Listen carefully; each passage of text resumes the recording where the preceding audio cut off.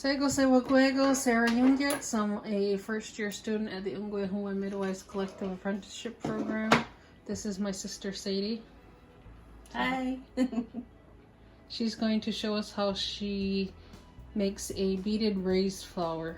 So this is the color we're going to use. I've already laid out, done my flat beadwork for this. Was basically the outline. I did do a little bit of raised beadwork for the center. This is one big round bead, like a pearl. And then it's just like rope stitch around here. That's how you get that. And I did all my flat beadwork with the colors, and this is what I'm going to use for the raised part. My antique salt spoon. I was going to use black thread, and then I tried it on, like I have black thread going, and I didn't like the way it looks, so I figured white would be the best pattern. And then you just copy it down. I have a very thin one here because these are going to be earrings, so I don't want them to be too heavy, and they can move a little bit. Once I put the backing on, it'll stiffen it up more. So now for raised beadwork, you're going to start at the back, at the top of your petal up here, and it's going to come, your needle's going to come up right at that. Usually I got my face right in my beadwork. Okay, let's see if I can stab Sarah. No, I missed. So usually I will put 7 beads on, and then we'll see how it's gonna fit. So I have 5, 6, 7. Oh, what a pretty watermelon color. I like that. I don't think I've used these beads before.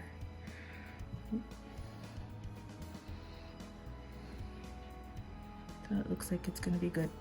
Now you see how this is here? This tiny little space is what we're going to be filling with our first one. It's going to go right there. You just pull it in. A little twisted. Finger. That's the first raised. I don't know if you can see it. Right there.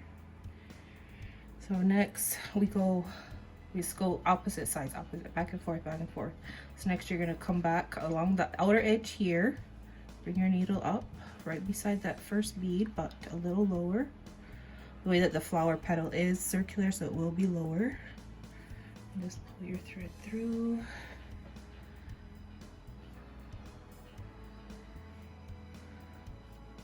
And you're gonna do 7 again? Yep, 7 every time. It may get smaller when we get down here. I may use 5 just because you don't need as much. So you want to gradually decrease. So this one here, because I already have a center line of beads here, so we're going to go right in the corner of where that last raised bead is, and this first flat one, we're going to go right in there. And then pull it. Catch it and pull it. And all twisted. Okay. And push it back with your thumb to get it to where you want it. And come up on this side. Okay, so 7 beads. Push that in there, and then you're going to do the same thing on the other side. Right beside that first bead. And that is the start of your raised flower. So now you're going to come back on this side, down here. See where it came through. Hold it. Get your beads. 7, 4, 5, 6, 7. Push it in. So do you design your own patterns? Sometimes I do. This one was actually when I took a class for moccasin making, my teacher gave me this pattern. I've been using it. It's one of the most common ones. I do make like patterns here, just bigger size, same thing. Then I teach classes too, and then this one here, that was fun. And there's a couple of different ones, or even I think one of the smaller ones I use, I actually went to, like, you know how they do scrapbooking, they have those templates. Yeah. So it was a teeny tiny little flower. I bought the whole kit just for the one little flower. See, there's me. We're trying to make another one. It's a little difficult getting it exactly right. We want it to look uniform. Like to me, this petal sticks out too high compared to the rest. But I don't know if I can find the little teeny one. So these ones here. This one was given to me by a friend. It was her flower pattern. I think that was those cardboard templates. And here's my little. Bought the whole thing just for this little flower.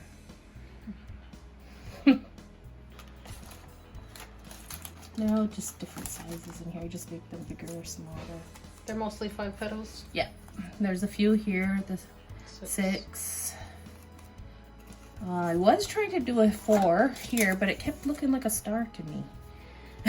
I'm not sure. It looks like a cross, so I'm not entirely happy. It was just something doodling. See, this was one of those ones that came in that kit, which would be fun to try. And then we got the star. And then smaller. So usually these are ones I'll use for when I'm mock making. It's the same pattern, design, just smaller, slightly smaller.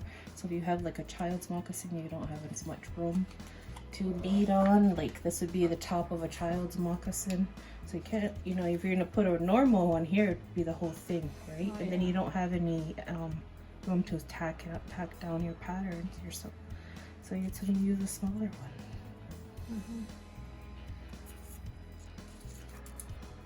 Those are some of my patterns. Okay, so we have our 7 down here. We're ready to go on to our next side. So with this one here, if you see here, so that one is beside this one. So we're gonna come down in front of that, beside that there. Pull that. Did it twist? No, that looked good.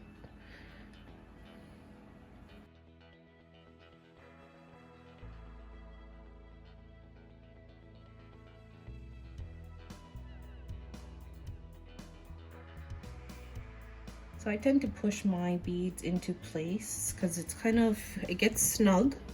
So you want to make sure that you have enough room for your bead in there. And then when you pull it, it's not going to be so twisty and turny on you. And this is going right here. And we're getting a raised flower. So this one here. Come down. So you see how it's kind of angling. It's a little hard to see just because of the bead style, bead color, but it's like angling. So we want to come up right about here. So it's not going to be right against because we need it to come all the way over here. So 7 beads, it's going to look almost flat if I were to go back here, and it would be like having to go around. So you're going to come down a little bit, but the way that this is curving down already, pushing each other apart, it'll cover that. So come in right there, and don't pull too tight because what will happen, oh, this is a thinner material, it'll fold on you, like it'll go like this. So you don't want to pull, you don't want to pull it too tight, but you want it tight enough that it stays taut. So don't be rough.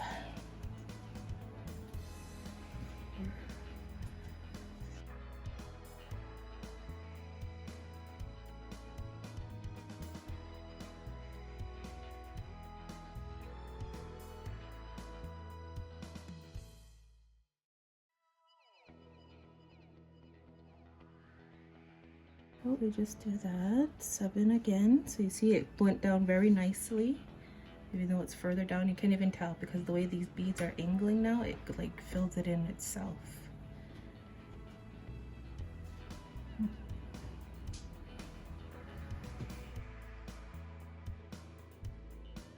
Got 5, I need 2 more.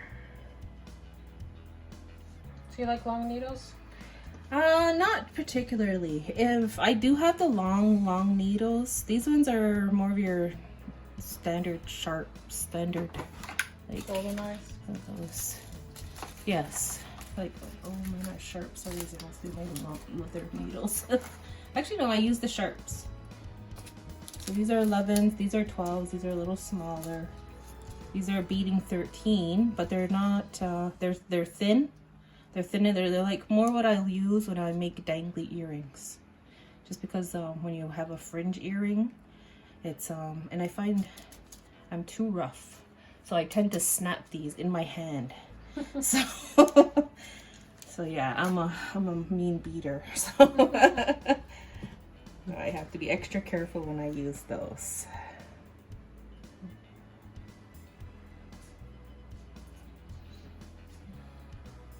Okay, so you see how this one here slid?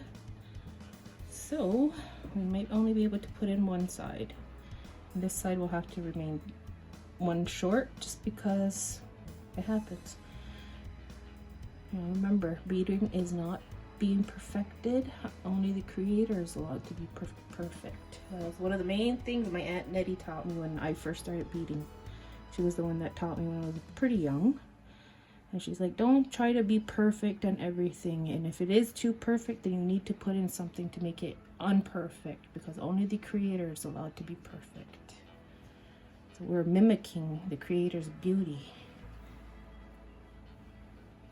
So I put 7. Now we're going to see if it's too much. And yep, it is too much. So we're going to take 2 off.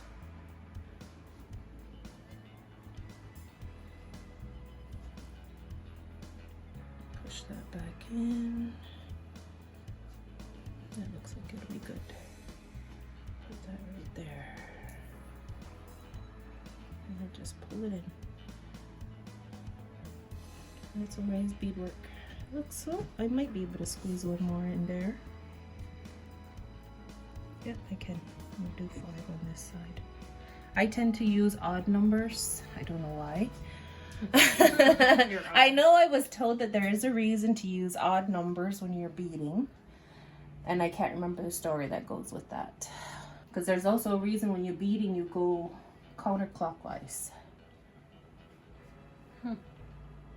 And that one has to do with like when we're in the longhouse and we dance counterclockwise, we follow that. So that's how you do your beadwork. So it's always going this way. So see, I started this here, I started going around this way, and this one here, and then I'm working this way, and then I'll go there and get my sister earrings.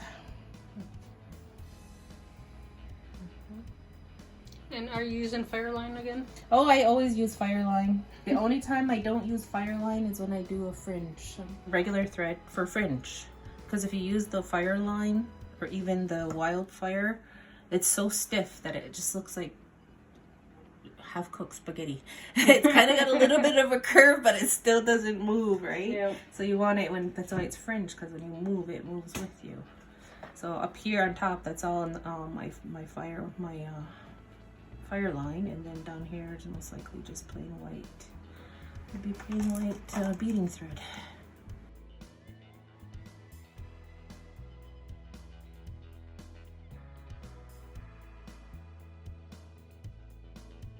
Push that in there, and then a little teeny tiny little space. It will push the beads around, but that's fine. Excuse me. And there, now it's completely even. That is one petal. Nice. And then I will, because it's raised beadwork, if you're gonna put these on an item that's being worn or used quite a bit, I will knot. After every petal, I'm gonna tie a knot, and then I will wiggle, like I just sneak my needle and thread back through these threads already down to get to up here. And then I will start my next petal and then tie a knot, and then same thing, weave it back through the thread already down, and then start there, and that is raised beadwork. Now for watching Anna.